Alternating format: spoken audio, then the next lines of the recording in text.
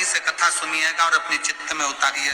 शिव महापुराण की कथा जिसके घर में चल रही है, जिसके टीवियों पर चल रही है, जिसके फेसबुक यूट्यूब पर चल रही है, जिसके मोबाइलों में चल रही है, घर में भले 5 मिनट शिव महापुराण की कथा चले, पर प्रतिदिन अपने मोबाइल को चालू कर 5 मिनट शिव पुराण चालू कर छोड़ दिया। घर में टीवियों पर अगर कथा आए तो भले सुनो चाहे नहीं सुनो, 5-10 मिनट उस टीवी को चालू कर छोड़ा करो, जिससे वो शिव महापुराण के शब्द हमारे घर के वातावरण को शुद्ध करें। प्रभु बाबा भोलेनाथ ने कहा, पार्वती जब चौसर खेलते समय तूने मेरे वस्त्र लिए, मैं जल क्रीड़ा करने के लिए जल में तप करने के लिए बैठा, तप के करने से मेरे शरीर से पसीना बह निकला, उस पसीने से 5 धाराएं प्रकट हो गई। उस 5 धारा से गंगा जी की गोद से मेरी ये 5 बेटियां प्रकट हुई है। पहली जया, दूसरी विषहरा, तीसरी शामली बारी, चौथी देव और 5वीं दोतली। ये 5 कन्या शंकर जी की 5 बेटियां।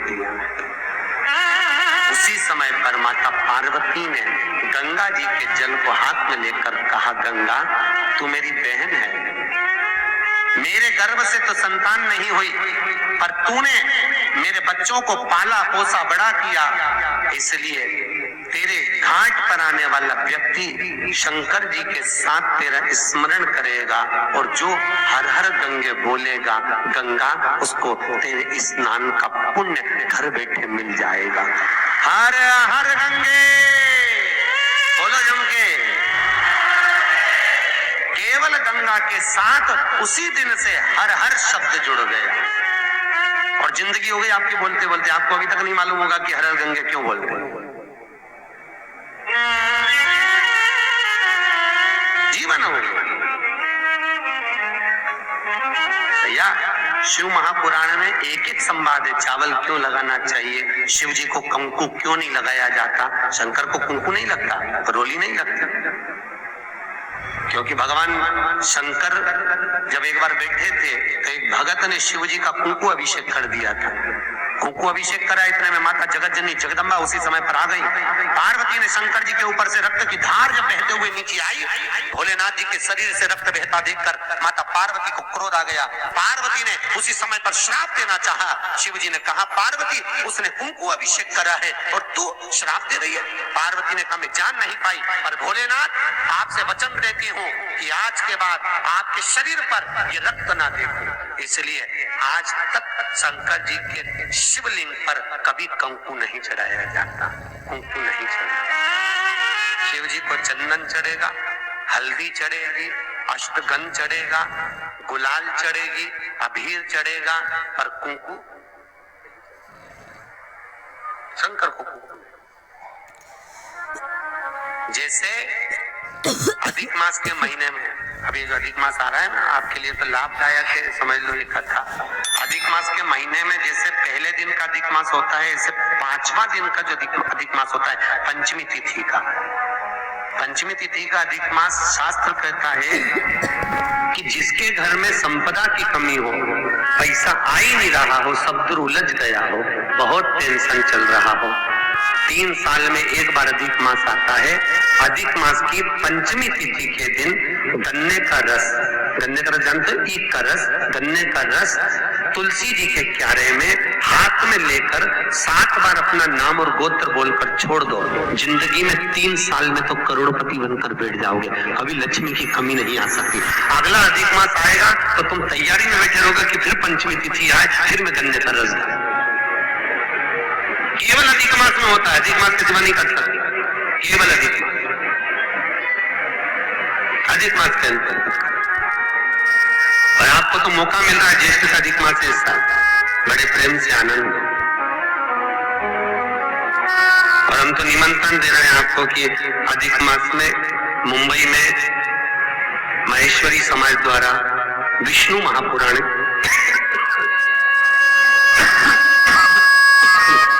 विष्णु पुराण की कथा है और आप सभी विष्णु महापुराण की कथा में पश्चिम मुंबई महेश्वरी भवन श्रवण करने पधारे। विष्णु महामास,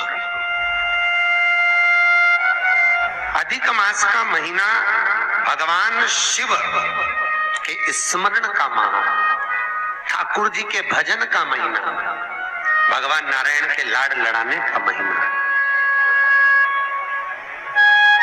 खूब प्रेम से भजन, जितना भजन कर सकते हो उतना, और काउंट कर कर नहीं कि कितना भजन करा है। कई लोग हाथ में वो बटन दबाते रहते हैं, राम राम राम राम, काउंट नहीं करना है, कर लो जितना कर सकते हो।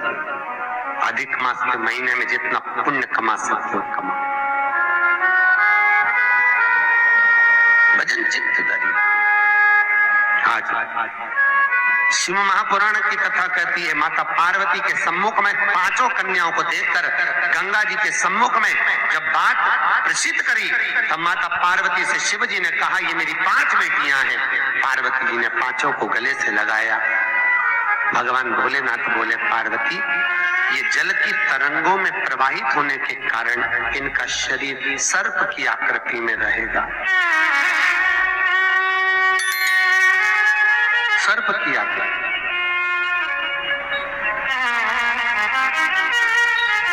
और वो 5 कन्या शंकर भगवान की 5 सर्प रूप की बेटियां, सर्प रूप। आज भी नाग पंचमी के दिन घर के दरवाजे पर, घर के दोनों ओर, अब इधर पूछते हैं कि नहीं पूछते मालूम नहीं, पर नाग पंचमी के दिन 5 सर्प क्या बनाते हैं, 5 सर्प बनाए जाते हैं। वो शंकर भगवान की 5 बेटियां बनाई जाती है और नाग पंचमी के दिन उनकी पूजन होती है। नाग पंचमी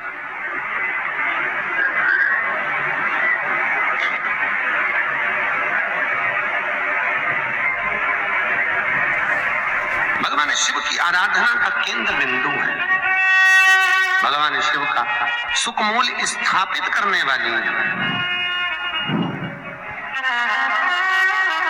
भगवान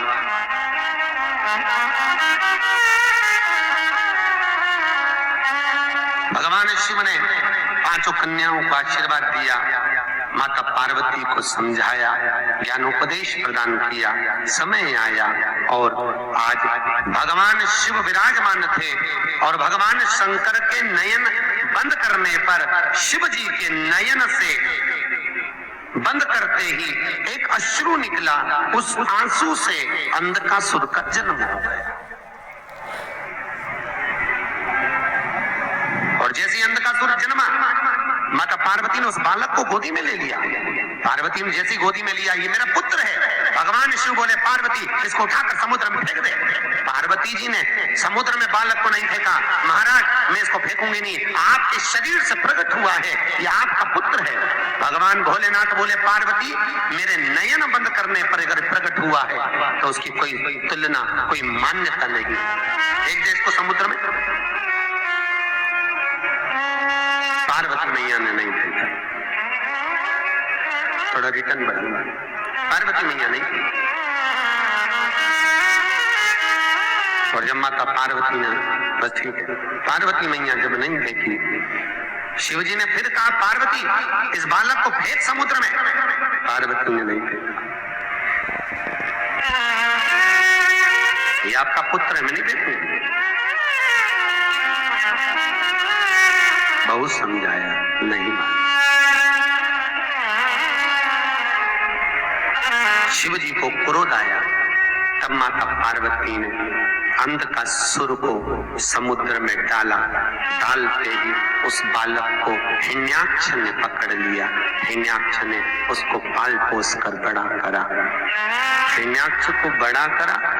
समय आया, जैसे हिरण्याक्ष ने जैसे ही अंधकासुर को बड़ा किया, पाल पोस कर तैयार किया, समय आने पर भगवान नारायण ने बराह अवतार धारण कर हिरण्याक्ष के प्राणों को हर लिया, पृथ्वी को लाकर जल के ऊपर ठहरा दिया।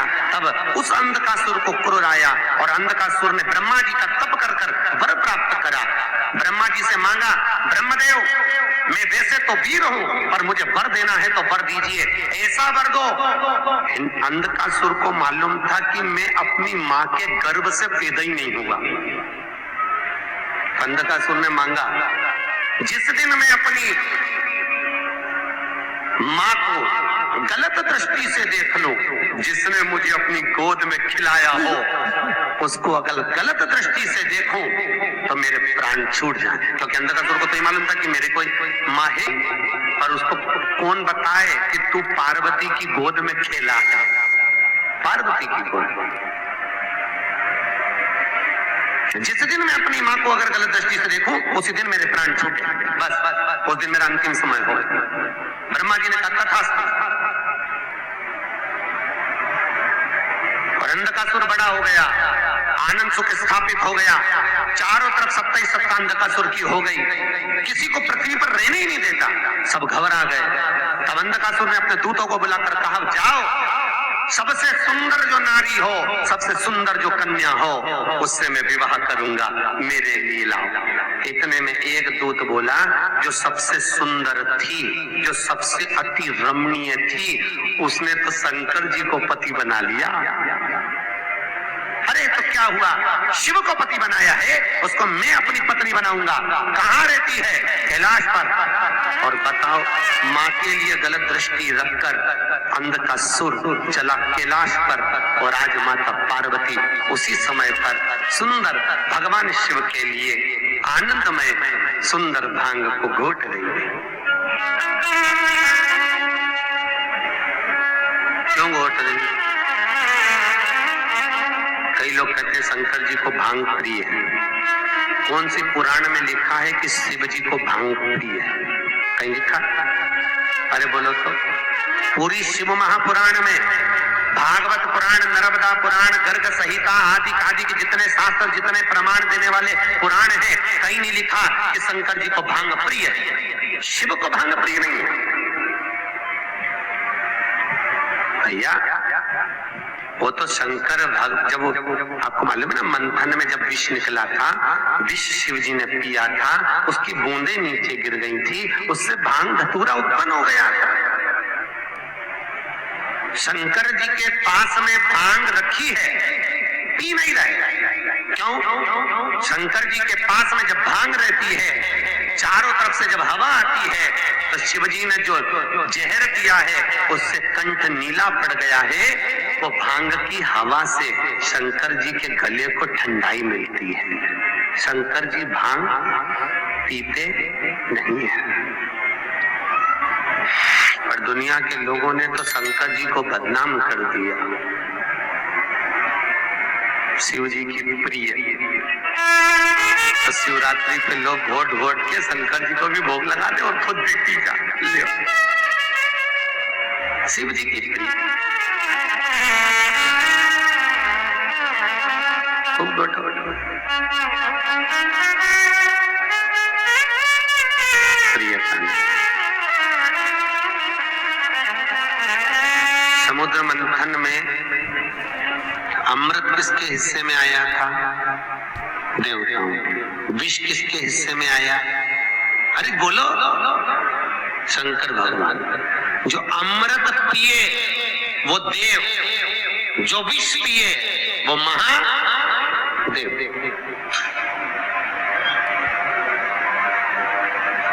ताजी रोटी किसकी किस्मत में होती है? घर की बहू बेटियों के। ठंडी रोटी किसकी किस्मत में होती है? घर की टोकरी की, घर की वृद्ध। क्यों?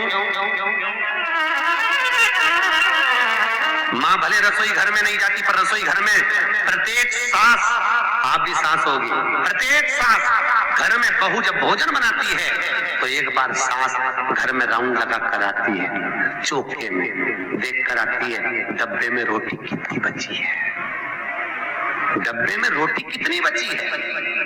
क्योंकि बहू अगर ज्यादा रोटी होगी तो उठाकर गाय को डाल देगी, तो जब सास जीमने बैठती है तो कहती है बेटा मुझे वो ठंडी रोटी ला दे। क्यों? सास को मालूम है ना बहू खाएगी, ना बेटा खाएगा, ना पति को खान दूंगी और ना कोई खाएगा, आखिरी में वो गाय के मुंह में चली जाएगी और इतनी रोटी वो फेंकेगी, दिल मेरा दुखेगा। तो घर की बूढ़ी माँ कहती है मुझे ठंडी अच्छी लगेगी, कढ़ी के साथ, दाल के साथ मैं ठंडी रोटी खा लूंगी, ला दे दे।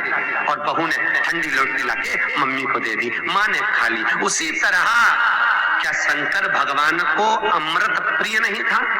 अरे बोलो तो, था ना प्रिय। अगर देवताओं को अमृत अच्छा लग रहा है तो भोलेनाथ जी को भी अमृत अच्छा लग रहा है, पर शंकर भगवान ने सोचा अगर मैं अमृत पीऊंगा तो विष कौन पिएगा? इसलिए एक काम करता हूं, तुम सब गर्म रोटी खाओ, मैं ठंडी खा लेता हूं। इसी को कहते हैं महादेव। और मेरे भारत की भूमि की जो वृद्ध माताएं हैं, भारत के भूमि की जो बूढ़ी बूढ़ी माँ है, ये भी महादेवों से कम नहीं है, जो रोज घर में विष को धारण कर रही है, रोज घर में कुछ ना कुछ घूंट पी रही है।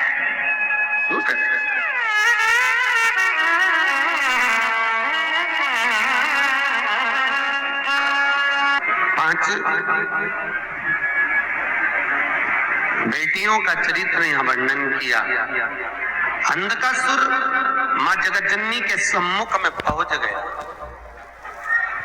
माता के सामने।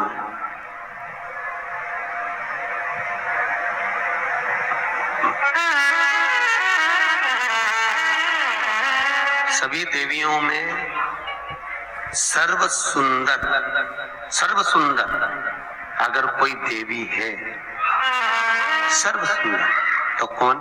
माँ जगतजननी जगदम्बा। आपके यहाँ पर नवरात्र में देवी बैठती है, अगर देवी जी की मूर्ति भी बैठती होगी ना तो आप उसको देखते रह जाओ, इतनी सुंदर माँ की मूर्त होती है। और तेरी प्रतिमा इतनी सुंदर, तू कितनी सुंदर हो। सोचो, माँ की मूर्त इतनी सुंदर है तो माँ कितनी सुंदर है, कितना सुंदर। जगदम्बा भवानी को देखा, अंधकासुर ने देखकर भवानी मैया के सम्मुख में खड़े होकर कहा, अरे ये ओगड़ी भस्मी रमाने वाला, जटा जूट बांधने वाला, उसको पति बनाकर बैठी हो, मुझे देखो, इतना तो मां से कहना था। और उसी समय भोलेनाथ जी को क्रोध आ गया, क्रोध, शिव को क्रोध आया और बाबा भोलेनाथ ने उसी समय पर